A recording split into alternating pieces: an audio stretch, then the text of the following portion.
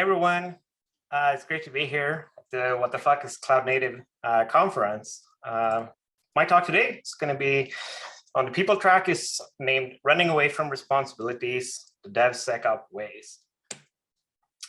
First of all, I'm Anders, commonly mistaken for Andres, which I guess is like my Spanish alter ego. I have a background in development and in particularly identity systems. And I work for Styra, which is the creators of the Open Policy Agent project. And that's normally what I talk about when I talk. Today, I'm gonna challenge myself and talk more from a people track or people's perspective than more than a tech perspective. But there will be some tech in here as well. And yeah, I consider myself to have plenty of responsibilities. So about responsibilities, when I started in computing, computing was always associated with some responsibilities. For example, when you started a computer at that time, you almost had to know some programming. You were just thrown right into a shell, and you had to do you had to type in commands to do things. And if you did something wrong, your computer could just break. There wasn't a whole lot of guardrails at that time. Almost all software we used at that time was pirated. So if you wanted a new game or something, you'd call your friend and ask them. Another fond memory I have is once we had our first modem, I had to hang up when my parents wanted to make a phone call.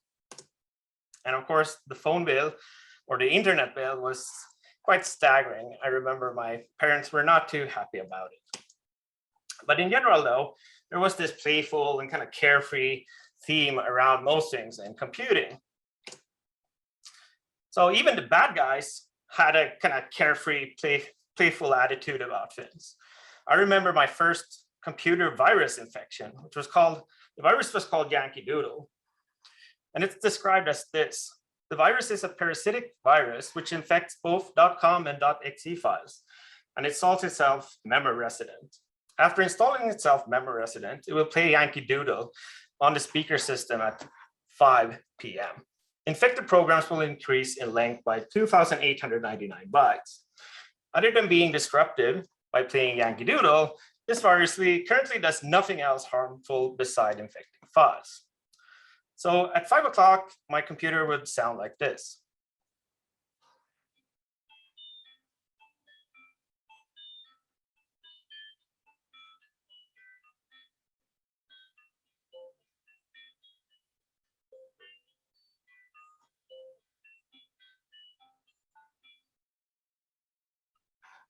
And I remember I found it quite amusing at the time, though my dad was pretty terrified.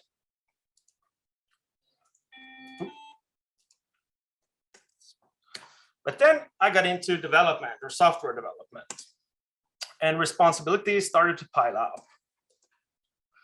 As a developer, or I guess any job comes with a set of responsibilities. But as a developer, your responsibilities include things like design, development, testing, code quality, build pipelines, maintenance, fixing bugs, updating dependencies, refactoring, keeping up to date with the development world in general. But all in all, this is quite manageable. So what happened? Well, it turns out that software which isn't delivered, if we only work with our development responsibilities, that's kind of useless. We need to deliver software. So users increasingly demand frequent deliveries, and software delivery wasn't up until that point really a developer concern. But Agile made it be one. And of course, Agile needs organizational buy-in, so the eyes turn to the operations side of tech. And at this point, I'm sure you're all thinking like, oh God, not another talk about Agile. And you're all reaching for this button. But it's not going to be a talk about Agile.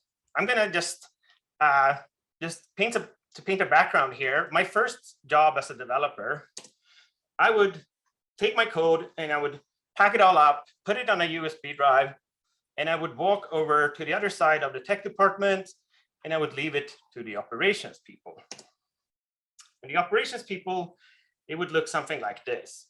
they were all these old and bitter men that, at least in my mind, the way I imagined it, they were all failed developers. And so they really didn't want to be there. They just pretty much hated life. But of course, on their hand, they had all these other responsibilities, which was things like infrastructure, networking, deployment pipelines, data sources, any type of data sources, monitoring, costs. And of course, they as well had to keep up with the operations world, however slow moving. But again, this too, it seemed kind of manageable. So what happened? Continuous delivery of software, of course, requires a short distance between development and operations. And this, of course, led to the merging of Dev and Ops, which is now DevOps. And suddenly, everyone is now responsible for everything. But responsibilities across teams, that's proven pretty difficult. So we tried to break down our components, and they got smaller and smaller, just the explosion of microservices and so on. But of course, small components, that brings new complexities. And of course, this is also pretty old news. But all in all, we ended up here. We kind of took all the responsibilities from development, all the responsibilities from the infra team or the ops team. And yeah, this is sort of manageable. It seems like a lot. But of course, adding to all this, you might have responsibility for a home. You might have a wife or a husband. You might have responsibilities for kids. You might have a bank loan. You might have religious concerns. Maybe there's more to all this than simply pushing patches to production. And you might have concerns about the general state of the world. So what is really expected of us? Well, the ideal isn't really new, but we can trace it back to this fellow, the Renaissance man. Quoting Encyclopedia Britannica, the Renaissance man, also called the universal man, an ideal that developed in Renaissance Italy from the notion that a man can do all things if he will. The ideal embodied the basic tenets of Renaissance humanism, which considered man the center of the universe, limitless in his capacities for development, and led to the notion that man should try to embrace all knowledge and develop their own capacities as fully as possible. And when we talk about the Renaissance man or man, of course, at that time, they were all pretty much just men. But today, the ideal, of course, does not really care for gender. Okay, so that's a lot required of us. And it's a kind of a difficult ideal to live up to. But fortunately, you are not alone. Because on your quest, on your side comes the evangelist. She seems to always appear in the darkest of times. He explains, or she explains, the complexities of the world, provides some level of comfort in uncertain times, but isn't gonna care about you unless you're on board and unless you agree, and obviously has an agenda. So the evangelist was recently rebranded as an advocate, which in most European languages mean lawyer, which is of course the only group like less than evangelist. But okay, but still we have someone here on our side, but unfortunately we are not alone. Because as in any good drama, there is a trickster among us. In mythology and the study of folklore and religion, a trickster is a character in a story who exhibits a great degree of intellect or secret knowledge and uses it to play tricks or otherwise disobey normal rules and defy conventional behavior. And the modern day trickster in our kind of sphere is of course the hacker. It's the modern day trickster and the main antagonist. They, on their hand, they kind of thrive in this complexity we created. They take advantage of any mistake we make, and they have no responsibilities. And they don't really care about your feelings. And unfortunately, they're increasingly sophisticated. There's no more Yankee Doodle. So I hear you thinking like, okay, let's just add security. Yeah, but can't we leave that to the security team? Well, it turns out with responsibility spread over thousands of components, centralized security doesn't really work. So security teams can offer guidelines and advice and so on, but not a whole lot more. Centralized components, in addition, like firewalls or gateways, that's no longer where the action is. With all these components spread out, this kind of zero trust security model has to be employed. We need to have security everywhere. But some concerns, like auditing, for example, are pretty hard to distribute. We still need some level of centralization. So once again, we find ourselves with everyone being responsible for everything. So if we add dev, we add ops, and we add sec, what do we get? Well, we end up with something like this. We end up with massive complexity on the tech side, and we end up with people burnt out, people depressed and stressed on the people side. So it's not really a good phase we're in. So what do we do? Well, we run, or not really. We can't really run, but we need to think about security not as something that we add to this mix of all our responsibilities, but rather as something that we can remove, kind of a reductionist view of security. We need to automate this as well. So some facts: you can't really have a network outage if you aren't connected to a network. You can't drop a production database if you don't have access to a production database. You can't deploy misconfigured resources if they're caught by automated checks. And you don't risk exposing sensitive data if you don't handle sensitive data. So in order to cope with being responsible for everything, we need to remove as much of everything as possible. We need to build moat around our castles, or perhaps a more modern analogy, we need guardrails. So guardrails, they serve multiple purposes. They keep us safe from the outside world, but just as much, they save us from our own mistakes. Most people, they are not going to encounter hacker attacks, maybe in their entire career, but everyone is going to do mistakes, maybe even daily, or at least a lot of mistakes. So we need guardrails to protect us from ourselves just as much. And even in this hyper distributed world, guardrails can still allow for some level of centralization. We can agree on organizational guardrails and so on. And ideally, guardrails can free us from some of these responsibilities.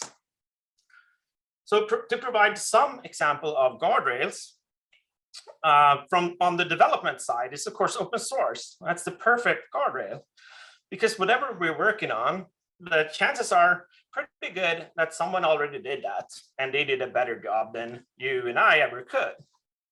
So we delegate some of these responsibilities to others, essentially allowing us to tap into the minds of the new Renaissance men and women. Code reviews is another good kind of related concept, where we ensure that there's no single person responsible for a change. So it's a way of delegating responsibilities as well. Statically typed languages that have emerged recently as well as an up-and-coming trend. So with responsibilities increasing, statically typed and functional languages have emerged as a popular development guardrail. And the purpose is, of course, to catch errors as early as possible, so we can spend less time with all these other responsibilities in operation. So in this case, we delegate responsibility to the compiler, but it could, of course, be other tools as well. So Rust, TypeScript, Go, Java, Kotlin, Swift, and many more have definitely seen an increase. And testing, that's kind of an underrated or forgotten craft, I feel. It used to be a role, but as opposed to like the operations role or the security team, we kind of just merged testing and made that into one of our responsibilities. We never added like DevSecOps. It's starting to get too long, I guess. But it used to be our role, and now it's everyone's responsibility as well. But to some extent, they can also free us from responsibilities and build confidence. And that in turn relieves us from some anxiety related to deployments. And in this case, of course, we delegate responsibility to automated procedures. So on the operations side of the equation, what kind of guardrails do we have there? I mean, DevOps, of course. So DevOps guardrails, well, by adopting these good practices, adopting automation, adopting as code principles, so infrastructure as code, configuration as code, policy as code, deployment pipelines as code. All of these principles lead us to the result that we can treat, if we can treat infrastructure and all that, and the whole operations environment as code, we can adopt the same good practices that we did for development. So open source, compiler or code quality tests, and so on. And of course, when we talk about ops, we rarely use like statically typed languages, but the guardrail here is rather declarative languages. So you can't do like things like start an infinite loop, which is gonna just run and run forever, because the language won't allow you to do those kind of mistakes. So it's a guardrail as well. And here as well, we delegate responsibility to automated processes.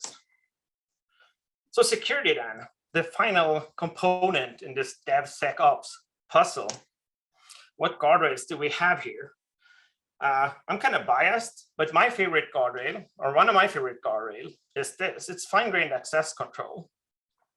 Because coarse-grained access control, they tend to turn guardrails into straitjackets, because they limit you to such an extent that there isn't really a whole lot you can do, which is it might feel safe, but it's also not going to be very fun.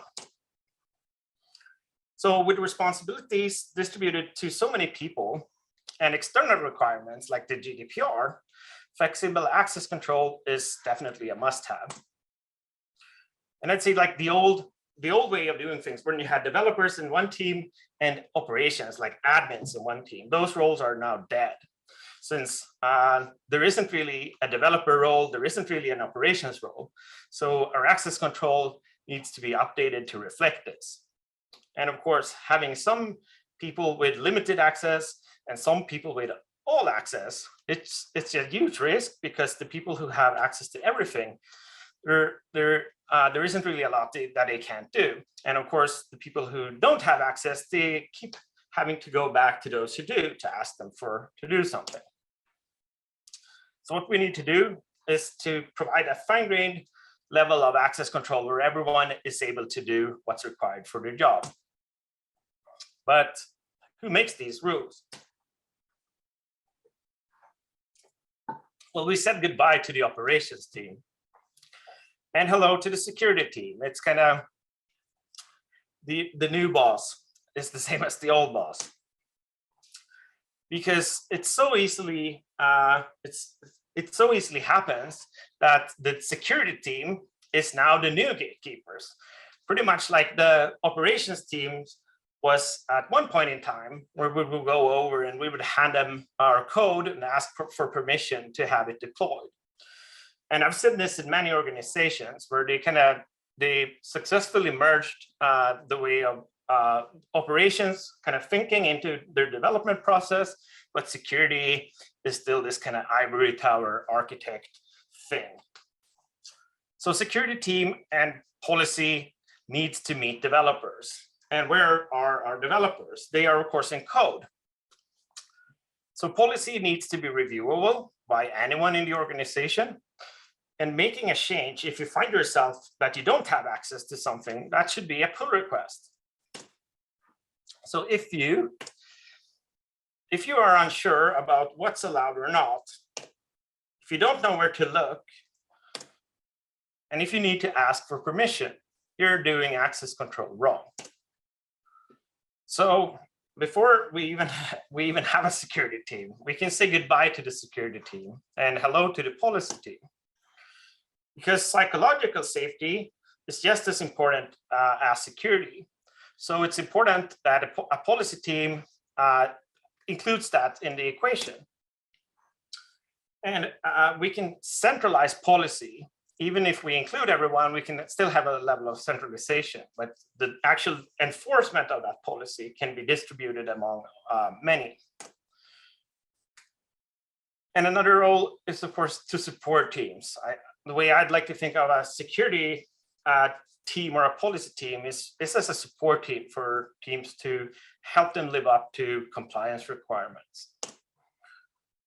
And of course, a policy team might also act as a stakeholder in the agile process, kind of like a customer or a user, but not as a blocker.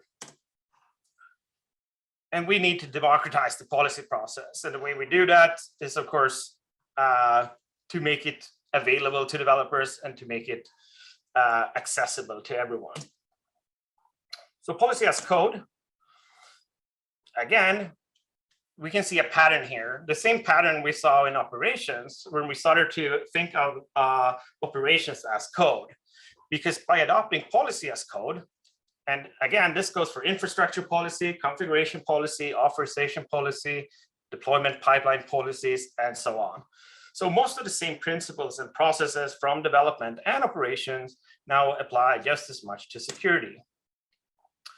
And treating policy as code, it allows us to involve the whole tech organization and not just these ivory tower security architects. And additionally, it's an emerging field. So it means it's a lot of fun to work here and to be involved in this. Okay, so that sounds good. Where do we start? Because there are many to choose from. If you want to take a plunge and say, okay, let's adopt some policy as code. So there are many to choose from. And I hear you thinking like, okay, great, even more responsibilities. But luckily, you only have to choose one.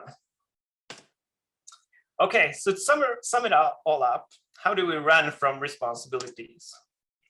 We kill the gatekeepers, or rather we eliminate blockers. We build guardrails and safety nets. We implement fine-grained access control and we make it accessible to everyone. Use policy to define and limit responsibilities. Democratize the security and policy process, and codify policy. And that's it for me. Thank you.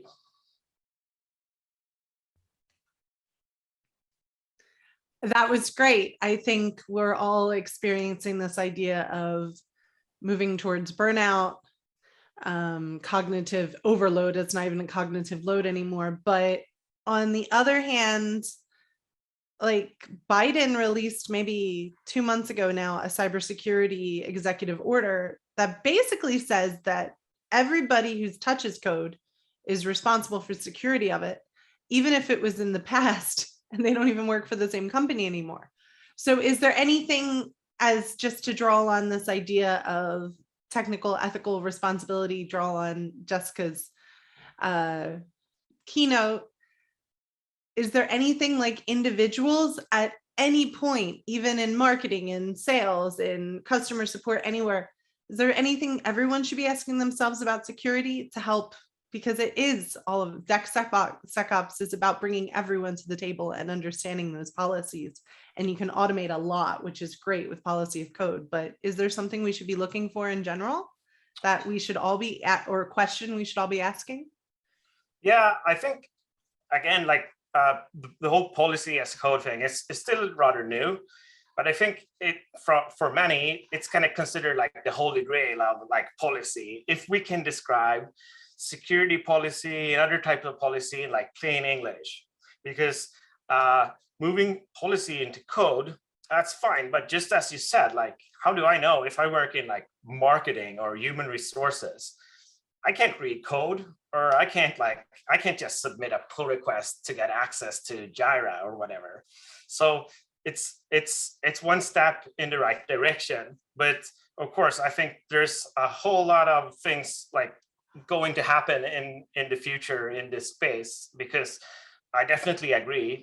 We can't stop with we can't stop here. It's the first good step towards having more people included.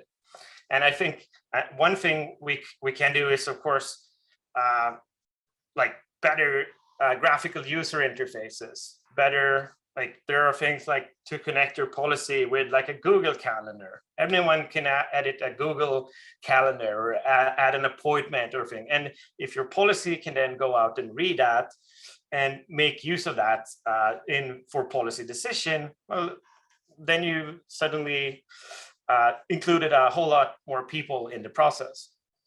So they may not love that cluttering their calendars, but I think I do agree with the theory and the practice. Also, should you be bringing external stakeholders in? Should customers be included in that policy? And how much should customers and the end users, depending if you're talking APIs, there may be customers and then the end users, how much should they be involved in the knowledge of the security policy? Is that like IP? Or is that intellectual property of the organization? Or is that something everyone should know how they prioritize security? Yeah, that's a great question. I think there's several aspects to that. One is, of course, like access control, like what if I'm a customer, like what can I access? And there's like several layers of that. But I think other examples of that is like if I am a customer or if I visit a doctor, like it's definitely interesting to me knowing how that data will be used and who can read that data.